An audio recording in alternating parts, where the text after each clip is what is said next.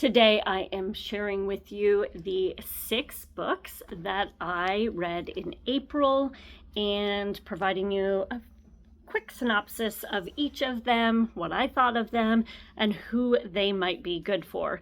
These are all different genres. I'm not a specific genre reader, although I do have some favorites, and hopefully there are some books in here that you will enjoy. So the first one is Tartufo, and this came out in January, and on paper this is it sounds like the book that I would love. It is a small town in Italy. Bunch of quirky characters within the community. It is kind of a dying town, and they all tend to go to this restaurant to commiserate with one another, and there's a lot of talk about food, and there is a truffle hunter who ends up finding a truffle, and it is about what happens to that community prior to finding the truffle, what happens when he finds that truffle, and then a few things afterwards. So everything that sounded great on paper, and it's very good writing. It's just something about it didn't land with me.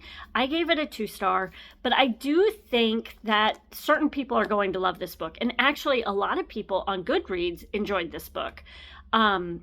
Very good writing. Some of the characters, I think I did not resonate with any of the characters. So for me, this was a miss, but I do think if you like reading about quirky characters, you may really enjoy this. The next one is In the Hour of Crows. This is a young adult book. This is a fantasy, and this was odd. Basically, it is about a young girl who can pull death from people. So if there is someone dying in their community, they will call upon her to come out, and she can pull death from them to give them a second chance. It was decent. I gave it 3 stars. I will tell you that if you are someone who gets kind of grossed out by bodily fluids, I don't recommend this book. I was very squeamish at parts of the book because they go into great detail more than once about how she pulls death from individuals, and it is really gross. So I don't know if that's why I gave it 3 stars, but if you can get past that, I mean, it's a fun book, and it's very short, so it's a quick read as well. But that was one issue that I had with it, but that is In the Hour of Crows. The Mysterious Bakery on Rue de Paris. This is by Evie Woods, who wrote The Lost Bookshop, which I loved as well. I love this book. I mean, this is everything that I love. Magical realism, takes place in a bakery. Need I say more? If that sounds good to you, you're going to enjoy this book. It's a good book. I believe I gave it 4 stars.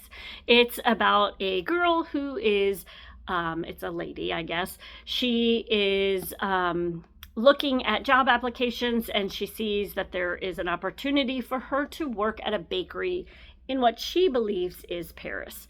So as she heads there, she goes looking for this bakery and realizes that it is actually in a very small town on the road to Paris. And it is about her working in the bakery, and small town, quirky characters, and some magical realism is involved. I loved it. I thought it was a beautiful book and very fun, quick read as well. If you watched my last month review, you will know that I read Heartless Hunter, and I am definitely in love with the Crimson Moth duology. So good. I love Rebel Witch. It gave me everything I wanted from Heartless Hunter. There are, I mean, if anything, if I'm going to complain about anything, is that maybe there were some frustrating parts where you just want these people to get together. So it's a romantasy, and it is a witch hunter and a witch, and it is about their relationship between Heartless Hunter and Rebel Witch. So, you know, it's an enemies to lovers kind of thing. So there are some frustrating parts where you're like, come on already, like just communicate. But so good. I love this. I listened to it on audio. I read it.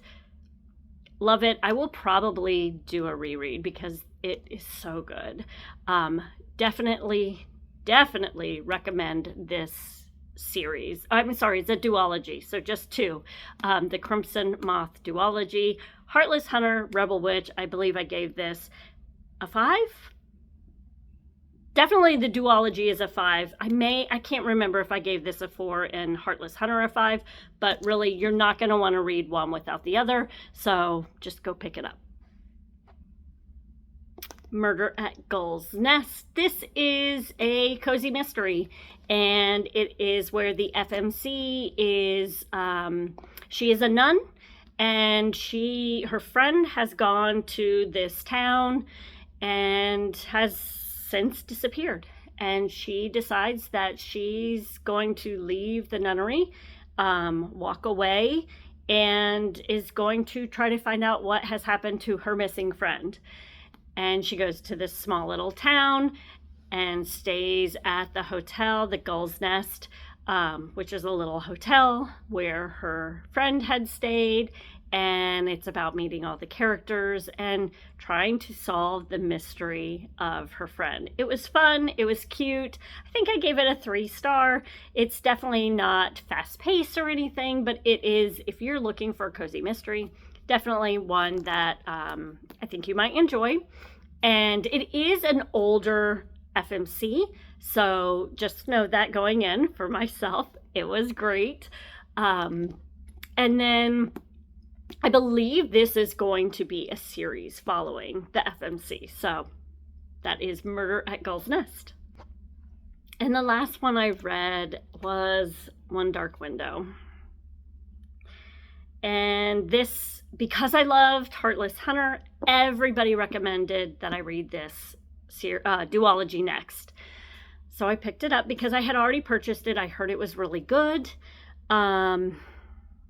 And I don't know what happened.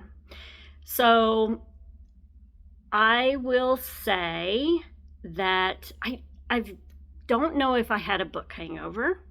I did read 2 books in between reading the Crimson Moth duology.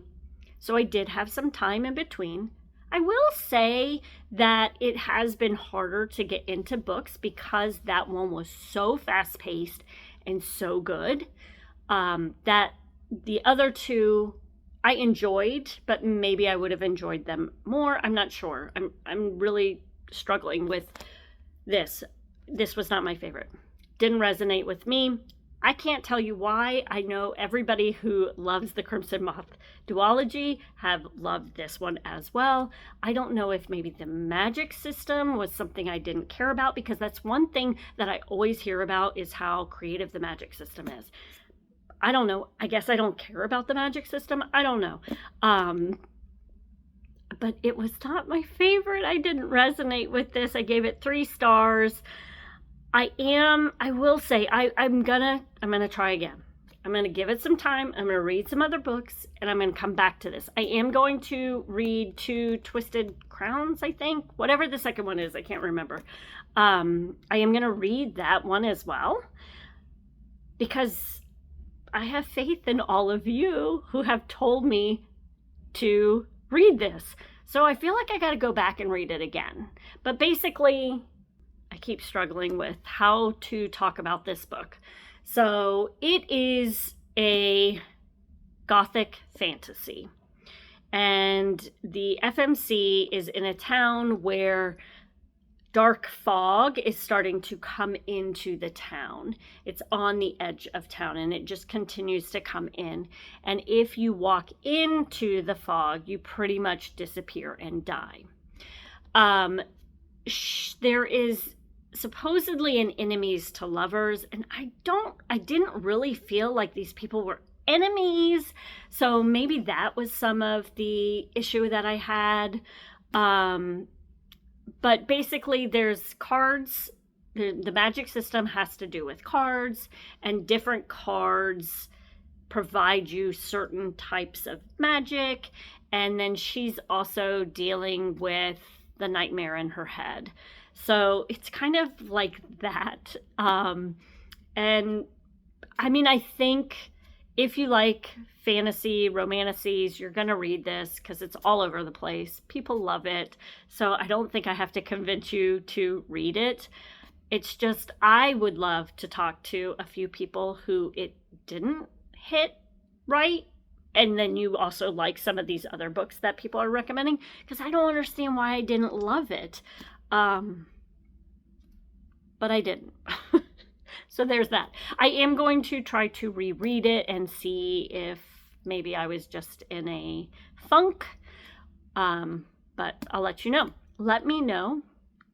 What have you read in April, or what are you reading now? I'd love to know.